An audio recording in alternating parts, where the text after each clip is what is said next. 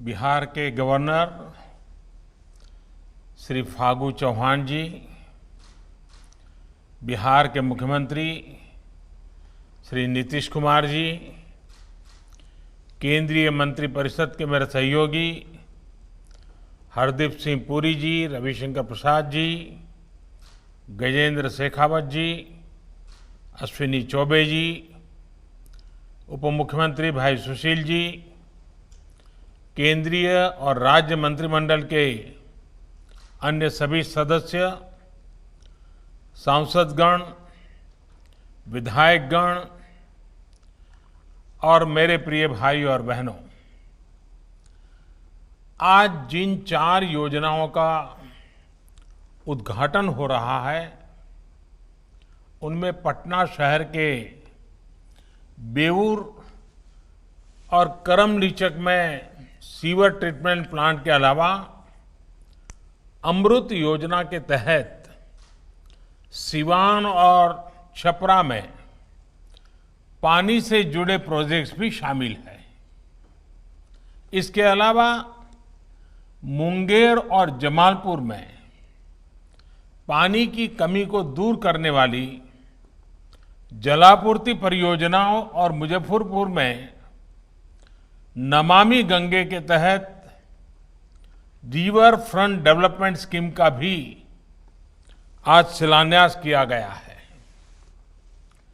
शहरी गरीबों, शहर में रहने वाले मध्यम वर्ग के साथियों का जीवन आसान बनाने वाली इन नई सुविधाओं के लिए मैं आप सबको बहुत बहुत बधाई देता हूं। साथियों, आज का एक कार्यक्रम एक विशेष दिन पर हो रहा है। आज हम इंजीनियर दिवस भी मना रहे हैं, अभियंता दिवस। ये दिन देश के महान इंजीनियर एम विश्वेश्वरैया जी, उनकी जन्म जयंती का है, उन्हीं की स्मृति को समर्पित है। हमारे भारतीय इंजीनियरों ने हमारे देश के निर्माण में और दुनिया में भी अभूतपूर्व योगदान किया है। चाहे काम को लेकर समर्पण हो या उनकी बारीक नजर भारतीय इंजीनियरों की दुनिया में एक अलग ही पहचान है। ये एक सच्चाई है और हमें गर्व है कि हमारे इंजीनियर देश के विकास को मजबूती से आगे बढ़ा रहे हैं। 130 करोड़ देशवासियों के जीवन को बेहतर कर रहे हैं। मैं इस अवसर पर सभी इंजीनियरों को, उनकी निर्माण शक्ति को आदरपूर्वक नमन करता हूं। राष्ट्र निर्माण के इस काम में बहुत बड़ा योगदान बिहार का भी है। बिहार तो देश के विकास को नई ऊंचाई देने वाले लाखों इंजीनियर देता है। बिहार की धरती तो आविष्कार और इनोवेशन की पर्याय रही है। बिहार के कितने ही बेटे हर साल देश के सबसे बड़े इंजीनियरिंग संस्थानों में पहुंचते हैं, अपनी चमक बिखेरते हैं। आज जो परियोजनाएं पूरी हुई हैं और वो योजनाएं जिस पर काम शुरू किया गया है, उन्हें पूरा करने में भी बिहार के इंजीनियरों की बड़ी भूमिका है। मैं बिहार के सभी इंजीनियरों को भी विशेष तौर पर आज के इस इंजीनियर दिवस की बधाई देता हूं। साथियों, बिहार ऐतिहासिक नगरों की धरती है। यहां हजारों सालों से नगरों की एक समृद्ध विरासत रही है। प्राचीन भारत में गंगा घाटी के इर्द गिर्द आर्थिक, सांस्कृतिक और राजनीतिक रूप से समृद्ध और संपन्न नगरों का विकास हुआ, लेकिन गुलामी के लंबे कालखंड ने इस विरासत को बहुत नुकसान पहुंचाया।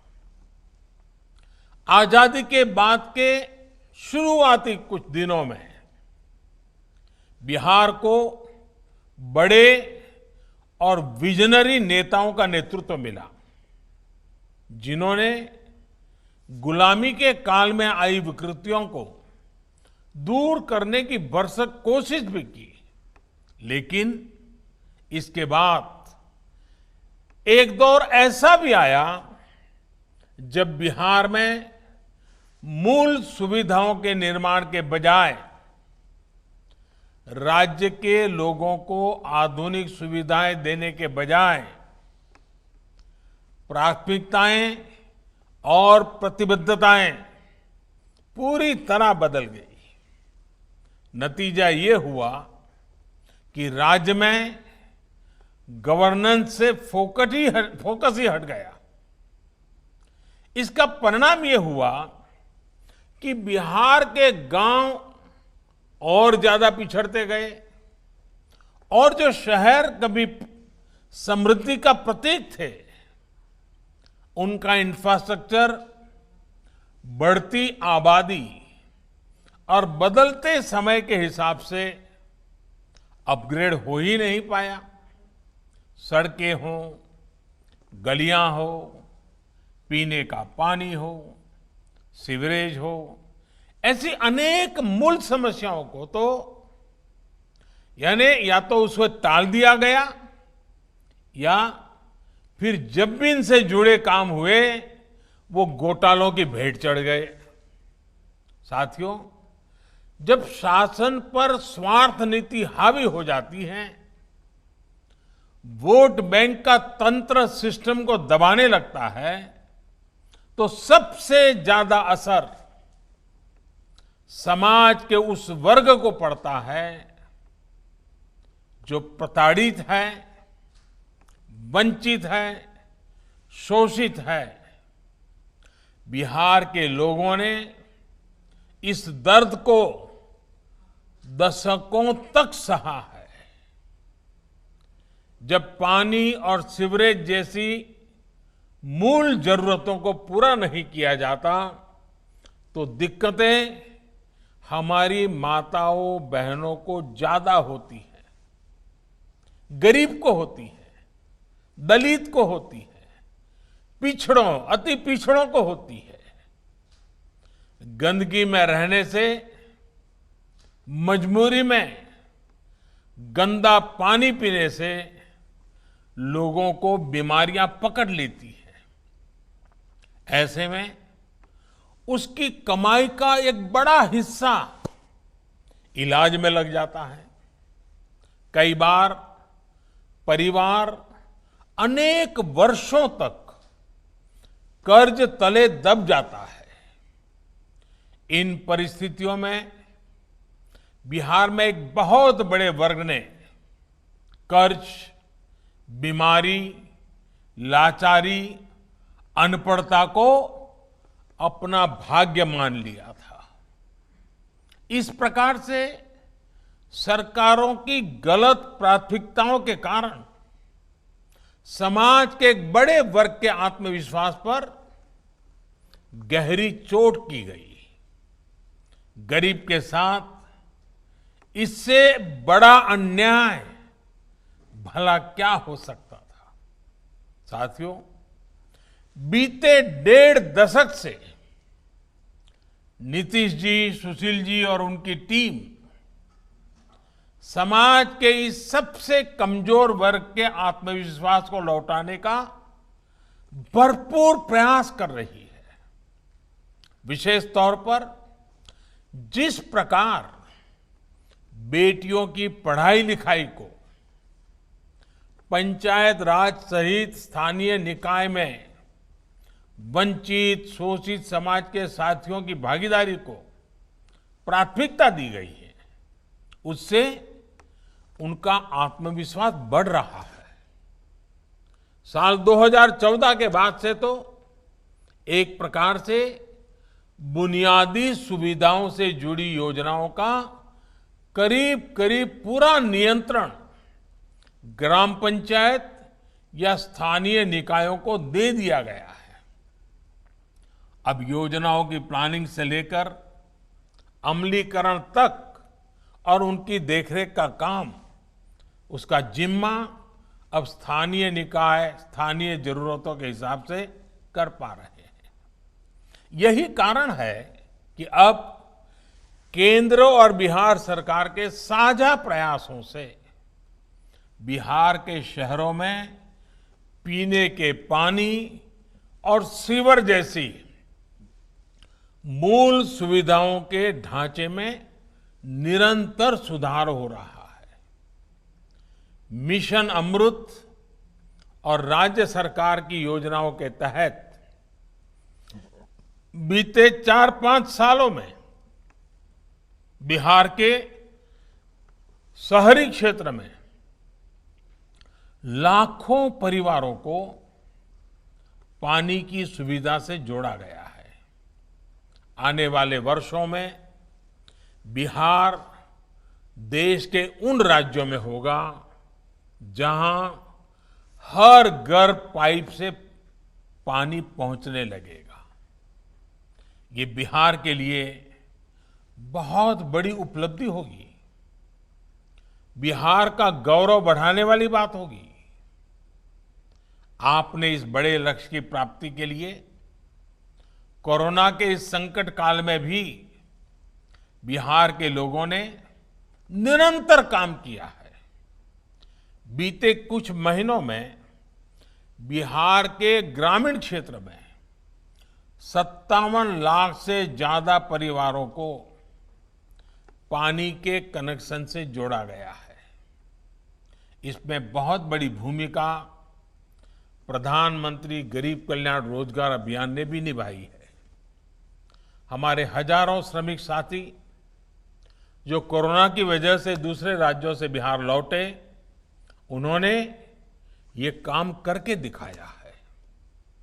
जल जीवन मिशन की ये तेजी बिहार के मेरे इन परिश्रमी साथियों को ही समर्पित है।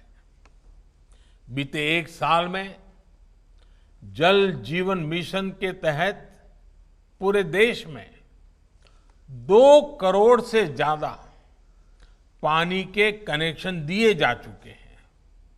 आज देश में हर दिन 1 लाख से ज्यादा घरों को पाइप से पानी के नए कनेक्शन से जोड़ा जा रहा है। स्वच्छ पानी मध्यम वर्ग का, गरीब का न सिर्फ जीवन बेहतर बनाता है, बल्कि उन्हें अनेक गंभीर बीमारियों से भी बचाता है। साथियों, शहरी क्षेत्र में भी बिहार के लाखों लोगों को शुद्ध पानी के कनेक्शन से जोड़ने का काम तेजी से चल रहा है। पूरे बिहार में अमृत योजना के तहत लगभग 12 लाख परिवारों को शुद्ध पानी के कनेक्शन से जोड़ने का लक्ष्य है। इसमें से करीब 6 लाख परिवारों तक ये सुविधा पहुंच चुकी है। बाकी परिवारों को भी बहुत जल्द स्वच्छ जल की सुविधा उपलब्ध हो जाएगी। आज जिन परियोजनाओं का शिलान्यास किया गया है, वो इसी संकल्प का हिस्सा है। साथियों, शहरीकरण आज के दौर की सच्चाई है। आज पूरे विश्व में शहरी क्षेत्रों की संख्या बढ़ रही है। भारत भी इस वैश्विक बदलाव का अपवाद नहीं है, लेकिन कई दशकों से हमारी एक मानसिकता बन गई थी। हमने ये मान लिया था जैसे कि शहरीकरण खुद में एक बहुत बड़ी समस्या है, एक बहुत बड़ी बाधा है। लेकिन मेरा सोचना कुछ अलग है। अगर समस्या लगती है तो उसमें अवसर भी उपलब्ध है। बाबा साहब आम्बेडकर ने तो उस दौर में ही इस सच्चाई को समझ लिया था और वो शहरीकरण के बड़े समर्थक थे। उन्होंने शहरीकरण को समस्या नहीं माना। उन्होंने ऐसे शहरों की कल्पना की थी जहां गरीब से गरीब व्यक्ति को भी अवसर मिले, जीवन को बेहतर करने के रास्ते उनके लिए खुले। आज आवश्यक है कि हमारे शहरों में संभावनाएं हो, समृद्धि हो, सम्मान हो, सुरक्षा हो, सशक्त समाज हो और आधुनिक सुविधाएं भी हो। यानी कि शहर ऐसे हो जहां सभी को, खासकर हमारे युवाओं को आगे बढ़ने के लिए नई और असीम संभावनाएं मिले। शहर ऐसे हो जहां हर परिवार समृद्धि के साथ, सुख के साथ जीवन जी सके। शहर ऐसे हो जहां हर किसी को, गरीब को, दलित को, पिछड़े को, महिलाओं को सम्मानपूर्ण जीवन मिले। जहां सुरक्षा हो, कानून का राज हो, जहां समाज का हर वर्ग एक साथ मिलजुल करके रह सके। और शहर ऐसे हो जहां आधुनिक सुविधाएं हो, आधुनिक इंफ्रास्ट्रक्चर हो। यही तो ईज ऑफ लिविंग है, यही देश का सपना है। इसी दिशा में देश आगे बढ़ रहा है। और साथियों, आज हम देश में एक नया शहरीकरण देख रहे हैं। जो शहर पहले देश के नक्शे पर एक तरह से थे या नहीं थे, वो आज अपनी उपस्थिति दर्ज भी करा रहे हैं और महसूस भी करा रहे हैं। इन शहरों के हमारे युवा जो बड़े बड़े स्कूलों में, कॉलेजों में नहीं पढ़े हैं, जो बहुत अमीर परिवारों में से नहीं है, वो आज कमाल कर रहे हैं, सफलता के नए आयाम गढ़ रहे हैं। कुछ साल पहले तक शहरीकरण का अर्थ होता था कुछ बड़े शहरों को चमक दमक से भर दो, कुछ गिने चुने शहरों में एक दो क्षेत्रों में विकास कर दो। लेकिन अब ये सोच, ये तरीका बदल रहा है और बिहार के लोग भारत के इस नए शहरीकरण में अपना भरपूर योगदान दे रहे हैं। साथियों, आत्मनिर्भर बिहार, आत्मनिर्भर भारत के मिशन को गति देने के लिए विशेषकर देश के छोटे शहरों को वर्तमान ही नहीं, भविष्य की जरूरतों के मुताबिक तैयार करना बहुत जरूरी है। इसी सोच के साथ अमृत मिशन के तहत बिहार के अनेक शहरों में जरूरी सुविधाओं के विकास के साथ साथ ईज ऑफ लिविंग और ईज ऑफ डूइंग बिजनेस के लिए बेहतर माहौल तैयार करने पर बल दिया जा रहा है। अमृत मिशन के तहत इन शहरों में पानी और सीवरेज के साथ green zone, park, LED street light जैसी व्यवस्थाओं का निर्माण किया जा रहा है। इस मिशन के तहत बिहार के शहरी क्षेत्र में लाखों लोगों को बेहतर सीवरेज सिस्टम से भी जोड़ा गया है। इसमें भी अधिकतर सुविधाएं ऐसी बस्तियों में विकसित की गई हैं जहां गरीब से गरीब परिवार रहते हैं। बिहार के भी 100 से ज्यादा नगर निकायों में 4.5 लाख एलईडी स्ट्रीट लाइट लगाई जा चुकी हैं। इससे हमारे छोटे शहरों की सड़कों और गलियों में रोशनी तो बेहतर हो ही रही है, सैकड़ों करोड़ की बिजली की बचत भी हो रही है और लोगों का जीवन आसान हो रहा है। साथियों, बिहार के लोगों का, बिहार के शहरों का तो गंगा जी से बहुत ही गहरा नाता है। राज्य के 20 बड़े और महत्वपूर्ण शहर गंगा जी के किनारे ही बसे हुए हैं। गंगा जी की स्वच्छता, गंगा जल की स्वच्छता का सीधा प्रभाव इन शहरों में रहने वाले करोड़ों लोगों पर पड़ता है। गंगा जी की स्वच्छता को ध्यान में रखते हुए ही बिहार में 6,000 करोड़ रुपए से अधिक की 50 से ज्यादा परियोजनाएं स्वीकृत की गई हैं। सरकार का प्रयास है कि गंगा के किनारे बसे जितने भी शहर हैं वहां बड़े बड़े गंदे नालों का पानी सीधे गंगा जी में गिरने से रोका जाए। इसके लिए अनेकों वाटर ट्रीटमेंट प्लांट्स लगाए जा रहे हैं। आज जो पटना में बेऊर और करमलीचक की योजना का उद्घाटन हुआ है, उससे इस क्षेत्र के लाखों लोगों को लाभ होगा। इसके साथ ही गंगा जी के किनारे बसे जो गांव हैं, उन्हें गंगा ग्राम के रूप में भी विकसित किया जा रहा है।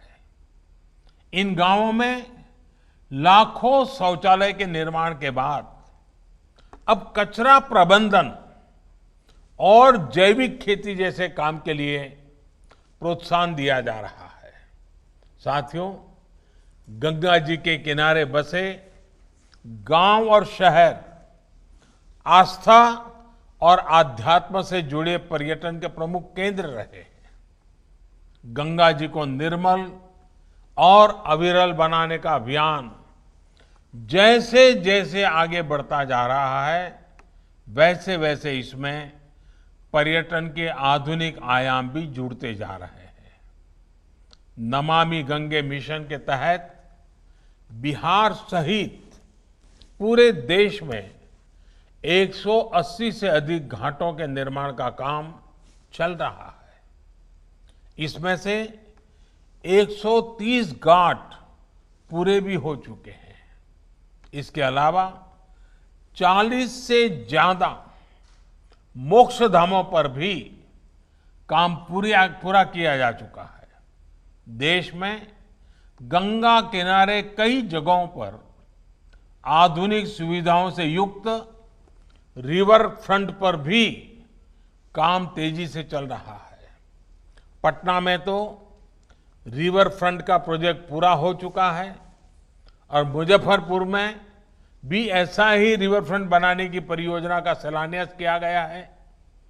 जब मुजफ्फरपुर के अखाड़ा घाट, सीढ़ी घाट और चंदवारा घाट उसको विकसित कर दिया जाएगा तो ये यहां पर्यटन का भी बड़ा केंद्र बनेंगे।